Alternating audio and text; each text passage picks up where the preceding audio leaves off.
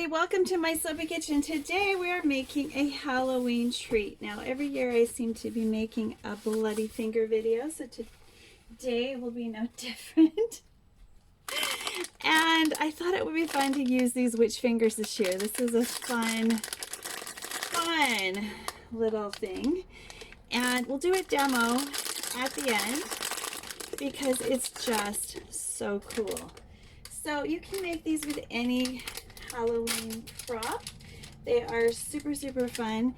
This year, decorations have been hard to find, so you'll have to probably get onto Amazon to find what you're looking for. So today we're going to be using these. This is our packaging. All right, these are what we're going to package with. And this much of the gel bath bomb mix is plenty. And I'm going to do a fun nod to Elphaba creation. It'll be green goo coming out this year with a little bit of red, and I hope you're going to enjoy it. So let's get started with the formula. Alright, so we're going to start with the bloomed bicarb. Now sometimes your bloomed bicarb will get a little chunky. This one already has glitter added. It's super fun.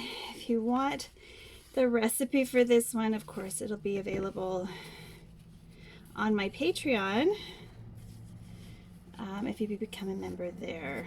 So I will put a basic recipe for bath bombs once again down below, but if you want the recipe for bloomed,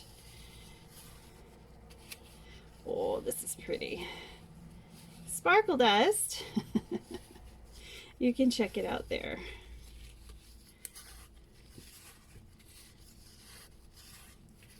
So this is my Halloween creation. So the video on how to make it will have a link at Patreon, and then the recipe will be available for contributors.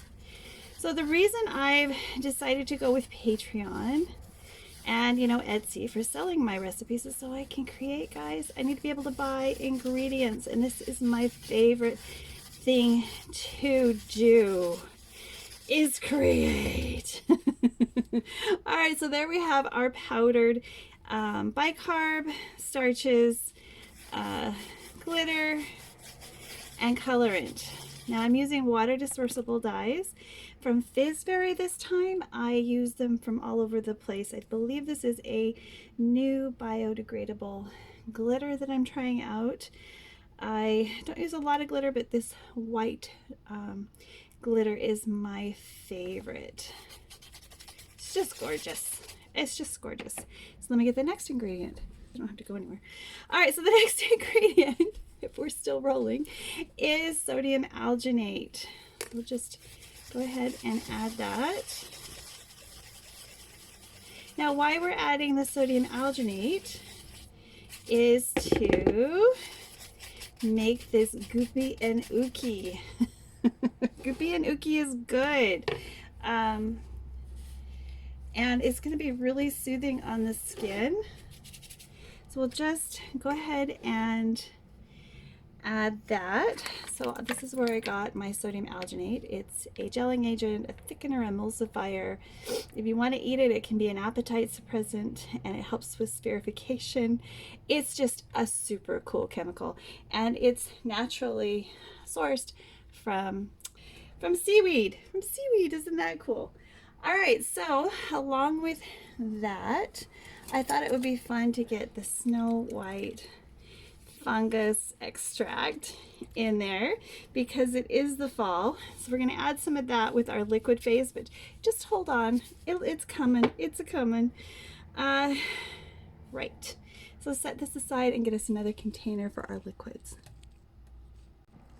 All right, for our oil phase or our liquid phase, we're going to start out with a prickly pear seed oil. Now, I tend to sit and soak in my baths when I have a bath, and one like this is going to be moisturizing and wonderful. I'm going to get everything that I need out of this bath, so I go ahead and use the good stuff for these teeny tiny bombs, the prickly pear seed oil. This is an unrefined and organic cold pressed Dr. Adorable brand.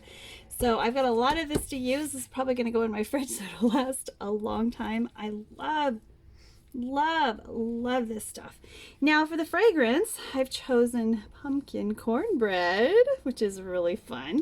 So we're just going to use our oil container here to mix all of these in. So we're adding our little bit of fragrance. We want to get it all. I'm going to mix around and pour it off. Want it all. And then of course the snow fungus extract. Now it's actually quite thick. This was an alcohol extraction, so the solvent I used was ethanol. Ethanol that I produced myself, and if you've seen the videos, you'll see that yes, she makes sugar shine for her soap company. So once again, I'm going to try to get all of that out of there, as much of it as I can. And because we want this to be emulsified, we're going to need to use an emulsifier. And my favorite emulsifier, of course, are the polysorbate families. But today we're going to be using polysorbate 20 because I'm out of 20 polysorbate 80.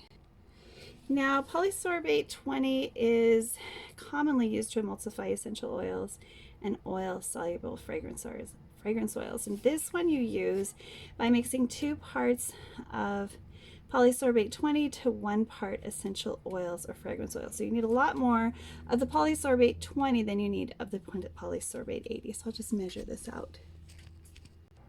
All right, so now that we have that mixed out, we're gonna mix them together and give them a little swirl.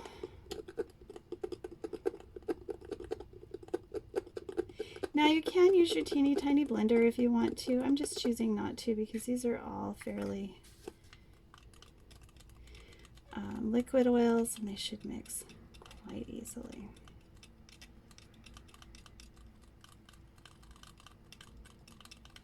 Isn't that fun? It's like honey.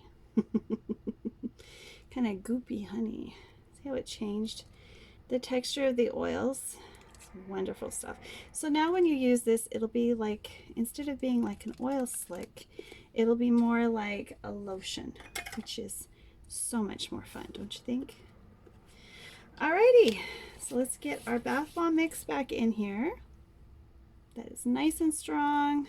Put away a few things and clean up and finish these off. Alright, so let's get this mixing. Now I might have to add more dry ingredients. I might not. We'll see. This is a smaller amount than I'm used to working with, but I want these to be very powerful bath bombs. So we're going to go ahead and give this a mix, and then I'll get my hands in there. I do not think we're going to need any binders. We've got plenty of binder in here. We don't need it to be anything special as far as holding together or falling apart or anything, because we're actually using a container as our vehicle. So let's go ahead and add the citric acid. All right, so we'll get our citric acid in here. You can grind it or you can use it as it is. It doesn't really matter because, like, again, we're not worried about, you know, the shape.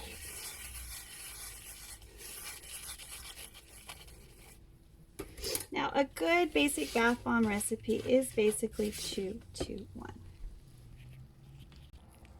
But here we're using some interesting ingredients, so it's slightly different, but it's going to have a powerful, powerful fizz. Now, I usually add something for bubble, but I think we're going to be fine this time because we've got all of that wonderful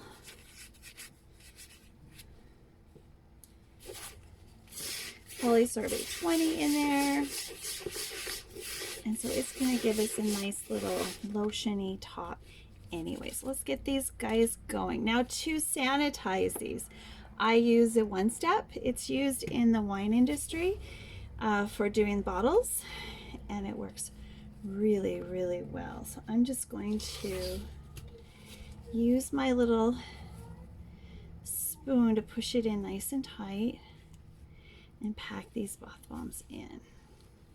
So around here, Halloween in October are really, really busy. We do a lot of really fun things. And, oh, that's cool. Because of all of the polysorbate, they're gonna kind of foam up. Even a little more gruesome. So I just need to find, I'm just gonna go ahead and let it do that.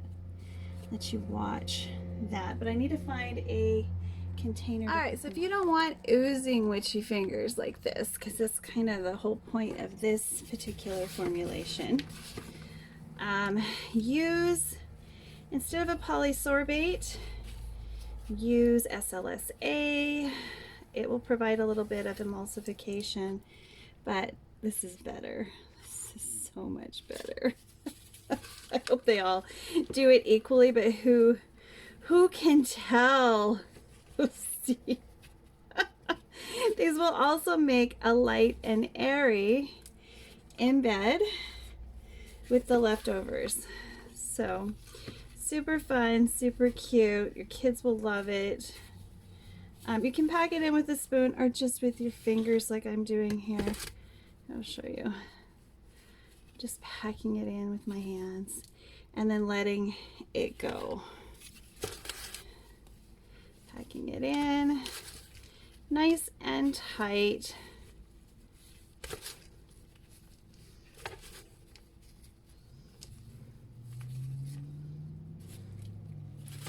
And then letting it go. Let you watch those grow. It's probably more fun than watching me pack the bombs, but here we go. We'll just keep doing it. I want to see the whole process, right? I want to see every little thing that I do. Well, it'll be faster in the musical if you don't. So there's always that. We'll just keep packing these babies in. And hopefully most of the reaction will have been finished. But I think we've got just enough for 10. Now we got enough to do our embeds as well. That'll be fun. Now these have to go in a cool, dry place to dry. Use this nonstick paper. Otherwise, you know, they are going to be delicate and they are going to break. But who cares, right? Who cares? Just package them more carefully if that's, you know, your intent, that you need to have this presentation of the oozing Felba fingers. And there we go. We've got 10 beautiful witchy fingers. And we'll just, no, I can't move them right now. I should have. Actually, I can. If I need to, you can move them, because if any of them need to be moved, just shove it back inside and it'll foam up again. It's fine. It's just fine. I just want to be able to package them forward. So with the nail on top. There we go. Again, pack it in and position. Sometimes when you get started, you just kind of forget what you're doing, because you don't want to get fast. Everything that we do sometimes is just so fast that we worry more about fast than doing it right. So don't make that mistake.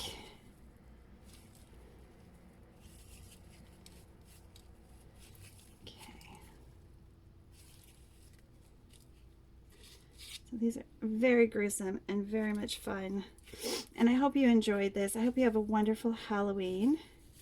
And I will bring you back for a demo when they're dry. Because, you know, you got to see how cool these are. You got to see how totally cool these are. There we go. There.